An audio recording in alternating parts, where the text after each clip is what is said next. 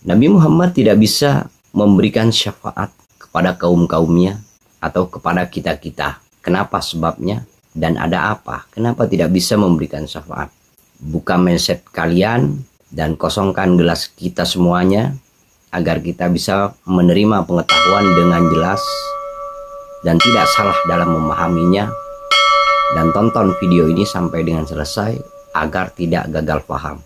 Assalamualaikum warahmatullahi wabarakatuh. Saudaraku yang budiman, saudaraku yang dirahmati Allah dimanapun jenengan berada. Salam namo buddhaya, Om Swastiastu, salam sejahtera, salam kebajikan.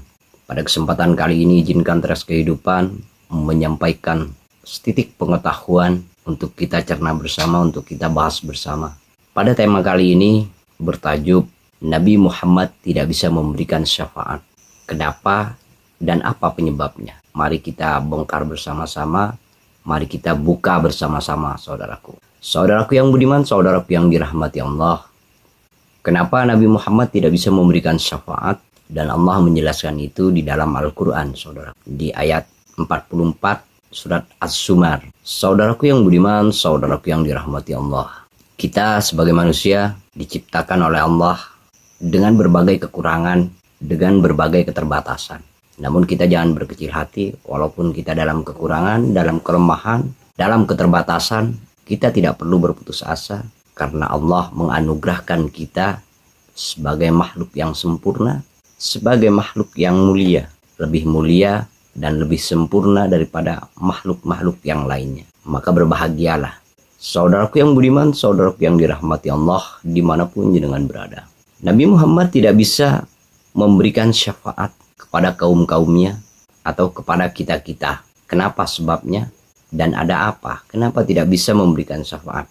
Buka mindset kalian dan kosongkan gelas kita semuanya agar kita bisa menerima pengetahuan dengan jelas dan tidak salah dalam memahaminya. Dan tonton video ini sampai dengan selesai agar tidak gagal paham. Saudaraku yang budiman, saudaraku yang dirahmati Allah.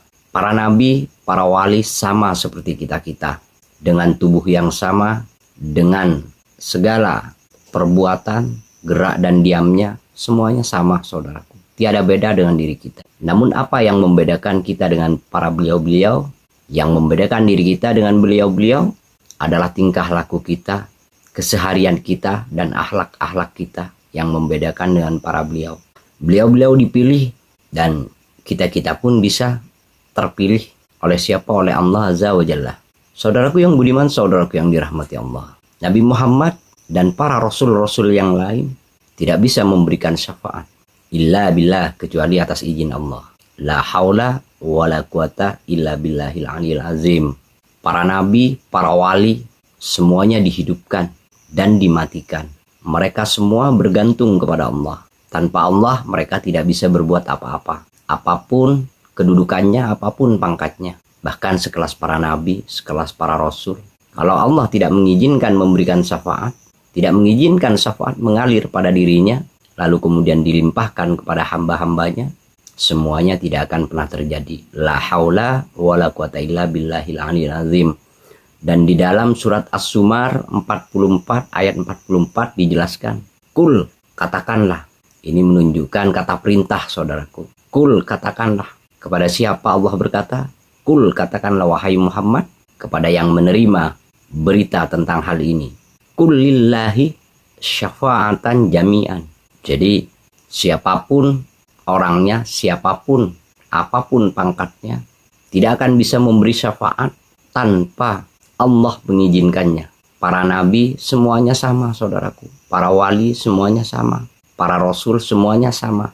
Tiada beda dengan diri kita, saudaraku. Yang membuat perbedaan itu ada dikarenakan tingkah laku kita, perbuatan-perbuatan kita sehari-hari yang tidak sama dengan beliau, saudaraku. Kalau kita ingin sama, maka samakan juga kelakuan dan tingkah laku kita agar sama seperti para beliau-beliau tersebut, saudara. Saudaraku yang budiman, saudaraku yang dirahmati Allah. Jangan berkecil hati, walaupun kita tidak sama dengan beliau-beliau, namun kita juga diberi kesempatan untuk bisa mengabdi dan berjalan di jalannya Allah, pulang dan kembali kepada Allah. Karena kita berasal dari Allah, maka kita akan kembali kepada Allah, saudaraku. Saudaraku yang budiman, saudaraku yang dirahmati Allah. Para nabi, para wali semuanya adalah manusia-manusia sama seperti diri kita. Namun kenapa beliau menjadi yang terpilih dan dipilih oleh Allah? Karena ketulusan hatinya, karena ketulusan jiwanya untuk berserah dan menyerahkan dirinya secara totalitas kepada ilahi Rabbi, saudaraku. Saudaraku yang budiman, saudaraku yang dirahmati Allah. Semuanya tergantung pada diri kita. Apapun yang mau kita lakukan, apapun yang mau kita perbuat, semuanya tergantung pada diri kita. Jadi Allah sudah berkata, ya Tuhan nafsul mutmainnah, irji'i ila rabbiki. Wahai jiwa-jiwa yang tenang, kembalilah kepadaku. Radiyatan, dalam keadaan ridho. Jadi kita harus ridho dulu. Makanya segala sesuatu yang ada di dunia ini diserahkan kepada kita. Terserah kepada kita. Kalau kita tidak ridho, maka Allah pun tidak akan meridhoinya. Mardiyah, maka Allah akan meridhoinya. Tidak ridho, maka Allah tidak akan pernah mengizinkan apa-apa itu terjadi. Termasuk kita pulang dan kembali kepadanya. Kalau kita masih belum ingin, maka Allah akan menghentikan semua itu. Saudaraku yang beriman, saudaraku yang dirahmati Allah. Dari itu kita jangan berkecil hati. Apapun dan seperti apapun diri kita, kita terima apa adanya, inilah diri kita. Dan kita tidak perlu takut untuk menjadi diri kita sendiri. Jangan menjadi orang lain, tetapi tetaplah menjadi dirimu sendiri, seperti dirimu yang apa adanya, saudaraku. Saudaraku yang budiman, saudaraku yang dirahmati Allah, mungkin saya tidak akan berpanjang-panjang membuat video. Saya cukupkan sampai di sini. Kurang dan lebihnya mohon dimaafkan. Billahi taufik wal hidayah. Wassalamualaikum warahmatullahi wabarakatuh.